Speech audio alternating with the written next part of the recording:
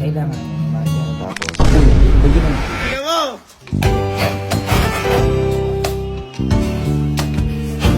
So, andito kami ngayon sa emergency na naman sa ospital. Ayan.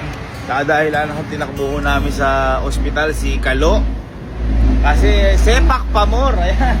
Sepak takal pamor. Sa sobrang pagod. Akala siguro immortal siya. Tapos sa gabi, nag-swimming pa.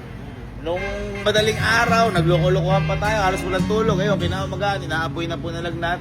Kaya po, hindi, nung umaga hindi pa eh, no? Itong medyo humahapon na, inapoy na nalagnat. Kaya nag-decide na rin po kami dalhin dito si Kalo sa ospital. Kasi nung chinek po namin yung temperature, halos magpo-40. Oh. 39.7 pa. hospital yan dati. Hindi pa tumutunog nung kuya. Hindi pa, Tataas oo, pa yan. tataas pa yan. Hindi pa tumutunog 40 pa yan. nun. Dapat tumunog yan. 37.5. Kaya doon ka na sa hospital ko. Nandun yan. Para sure tayo, di natin alam yan. Mga eksperto nakakaalam dyan. Ganun ka pa. Bago 39.8. Tumas pa Para pang hospital na yan ngayon na. Isog mo konti, hospital natin si Kalo. Oo, pang hospital na yan.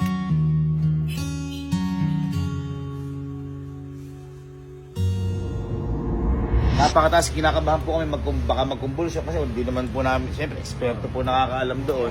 Kaya decide na po kami takbo. Kasama rin si Patrick, yung kaibigan kasi yun naman, kakabiyahe. Kaya ako kami ngayon nandito. Ngayon si Allen Boy, tawa ng tawa at gusto sumunod. Hinihintay lang namin si Allen. Mamaya sasabihin po namin sa inyo kung bakit tuwan-tuwa si Allen. Hinihintay lang po namin. Sabi ko lang, teka, kailangan ko makapunta dyan. Bakit? Hinihintay lang namin. Uy, ito na.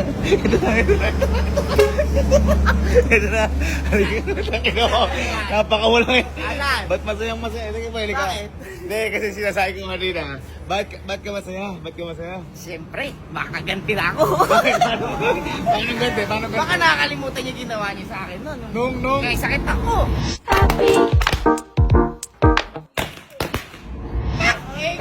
Hindi, kaya tuwan-tuwa. Makakaganti. Nasaan? Ay, pupunta natin.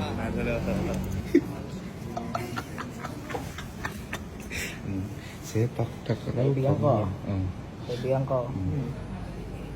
Init. Boy, nagsepak ka na. Nag-swimming ka na. Nag-swimming ko. Ganon. Ginago pa ako. Napapala mo. Ganon din ang tumawa ng asa. Kaso boy, di ba nabawi ka 20 mil? Parang mabuhay ko din dito eh. Yan nga. Init. Ay, natusok ako. Natusok. Bakit mo naman nag-aalala ka? Grabe ka na. Oo naman. Malamig yan. Nanggaling ako dyan. Wow. Nanggaling ako eh. Ay, hindi. So, naipitan lang. Ay, hindi. Para baka lamigin. Malamig yan. Nanggaling ako dyan. Wala kang kumot. Hmm. Kasi ito lagi ginagawa sa akin ito ni Angge. May sakit ako. Paano? Yan, kailangan yung umasya. Tapos, uy, ba't ganun? Kasi masakit yung ulo niyan. Maniwala ka sa akin. Hindi boy, Kailangan huwag yan. kang mag-alala. Lagi kami na dito para sa'yo, ha? Ang dami yan. Init boy. Tara muna sa labas. May si Kenneth naman. Babantayan ka ba ni Kenneth? Tara muna sa labas. Naman to, wawa na yung pinsan. Ay boy, si Patrick pala. Andito din. Ikaw ayos ka lang ba? Ikaw boy, din? Yan boy, okay lang nga. Wala atraso sa'yo yan. Wala. Oo. Okay. Kami bahala sa'yo. Bahala sa'yo. Lahat man gusto mong bibili natin. Sa kabila yan. Huwag kung magpabili kotse. Huwag namang gahaman. Ala, di mo katawa. Hindi mo patawa. Tingnan mo. Putak ina. Sira yung panggilid. Walang karbon. Paano boy? Sisigayin mo na babantay sa'yo. Boy, alas muna tayo dito para makapagpahinga din siya. Tingin din tayo ng kumot. Bakit? Ay, Wag. hindi. Bayad na natin. Wala din. Wala din yan nakuha. Parang nanalo din talaga sila.